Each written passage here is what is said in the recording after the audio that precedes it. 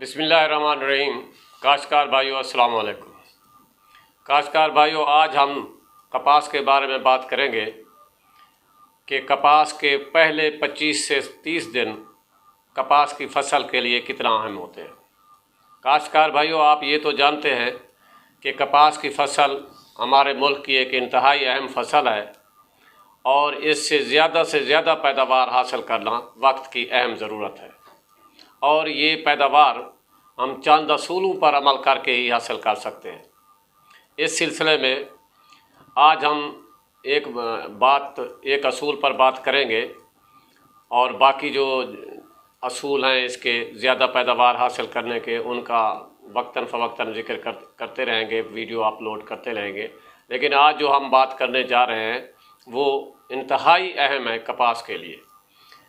वो यूँ कि जब हमारी फसल 25 से 30 दिन की हो जाए तो ये इंतहाई अहम मरहला होता है कपास की फसल के लिए, क्योंकि हमारी कपास की फसल ने अपने इर्द गिर्द का इन 25-30 दिनों में जायज़ा लेना होता है कि इर्द गिर्द के हालात और इर्द गिर्द का माहौल कैसा है।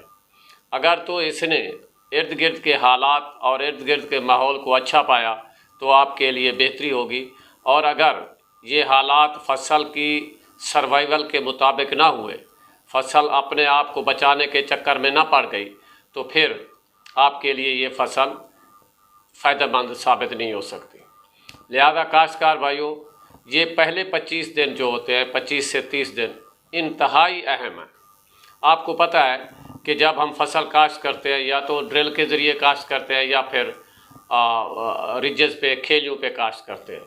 जब हम ड्रिल पे फसल काश्त करते हैं, इसी दौरान जब हम बीज ज़मीन में दे रहे होते हैं तो पौधे से पौधे का फासला जो है वो हमारे बस में नहीं होता, और जब पौधे उगते हैं तो वो मुनासिब फासले पर नहीं होते।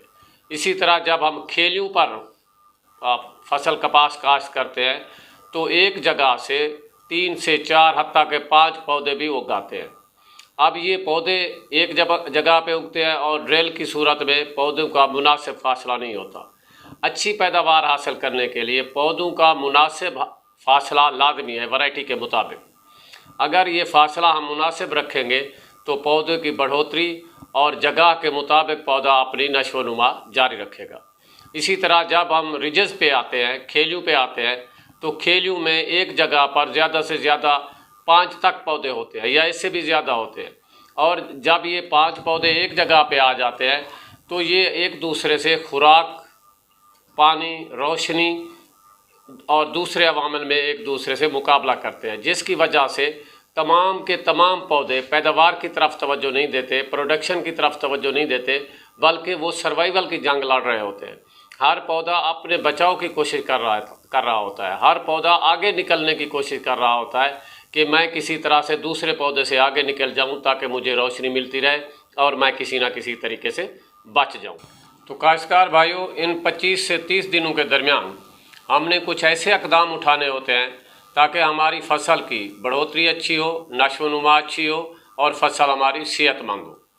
इस सिलसिले में गुजारिश है कि इसी दौरान हमें फसल की छिदराई मुकम्मल कर लेनी चाहिए।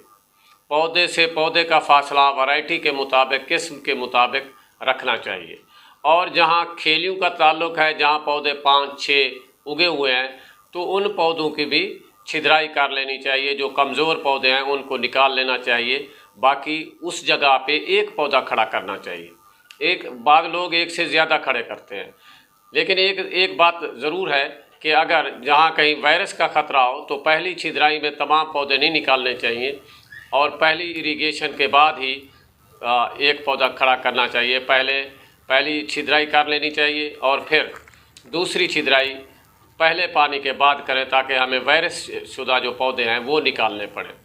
कहने का मकसद ये है कि कमज़ोर पौधे जो हैं वो दरमियान से निकाल दें ताकि हमारी फसल अच्छी हो और बढ़ोतरी भी अच्छी हो और फसल को सर्वाइवल का कोई ख़तरा ना हो। काश्तकार भाइयों, आप ये भी जानते हैं कि इसी 25 दिनों के दौरान हमारी फसल में बहुत सारी जड़ी बूटियाँ उगाती है जो हमारी फसल के लिए इंतहाई नुकसानदेह होती है।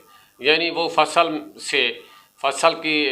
के हिस्से में से खुराक भी बांटती हैं, रोशनी भी बांटती हैं, पानी भी बांटती हैं और इसके अलावा बेशुमार कीड़े मकोड़े जो फसल के लिए नुकसानदेह होते हैं उनकी आमाजगाह बन जाती है।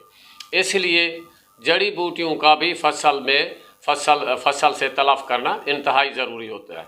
जड़ी बूटियाँ तलफ़ करने से हमें एक ये फ़ायदा होता है कि एक तो फसल को निजात मिल गई जड़ी बूटियों से, दूसरा ये कि जो जब हम गोडी करते हैं, खुश्क गोडी करते हैं, तो हवा का गुज़र ज़मीन में बहुत ज़्यादा हो जाता है। ऑक्सीजन की मिकदार जो है रूट जोन में वो ज़्यादा हो जाती है, और आपको पता है जब रूट जोन में पौधे की जड़ों में ऑक्सीजन की मिकदार ज़्यादा होगी तो पौधा खुराक ज़्यादा से ज़्यादा ले सकेगा और उसकी बढ़ोतरी अच्छी होगी। और तीसरी बात यह है कि गोडी करने से हमारी नमी महफूज हो जाती है, क्योंकि जो नमी गर्मी की वजह से बुखारात की सूरत में फ़िज़ा में जा रही होती है, गोडी करने से वो नमी ज़मीन में महफूज हो जाती है। काश्तकार भाइयों, अगर हम इन बातों पर अमल करें और अपनी फसल को इन 30 से 25 दिनों में इन जड़ी बूटियों से और इसकी छिद्राई मुकम्मल कर लें तो यकीन करें कि आपकी फसल एक अच्छी पैदावार की ज़मानत दे सकती है।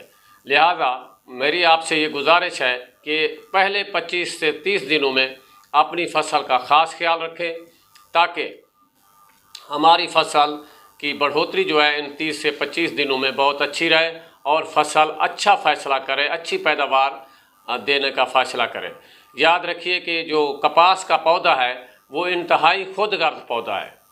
ये अगर इसके इर्द गिर्द का माहौल ठीक हुआ तो ठीक, अदरवाइज़ ये सिर्फ़ और सिर्फ अपनी सर्वाइवल का ख्याल रखता है, इसे पैदावार से कोई दिलचस्पी नहीं रहती। जब हालात ठीक हों, यानी एक जगह पे एक पौधा हो और साथ उसके हिस्सेदार जड़ी बूटियाँ ना हों, तो फिर ये अच्छी पैदावार के लिए तैयार होता है। अदरवाइज़ ये पौधा सिर्फ़ और सिर्फ अपने बचाव की कोशिश करता है, इसलिए साइंसदान इसे सेल्फिश यानी खुदगर्द पौधा कहते हैं। काश्तकार भाइयों, उम्मीद है आप इन बातों पर अमल करेंगे, और अगर हमारी वीडियो आपको अच्छी लगे तो चैनल को सब्सक्राइब कीजिएगा और अपनी दुआओं में याद रखिएगा। अल्लाह हाफ़िज़।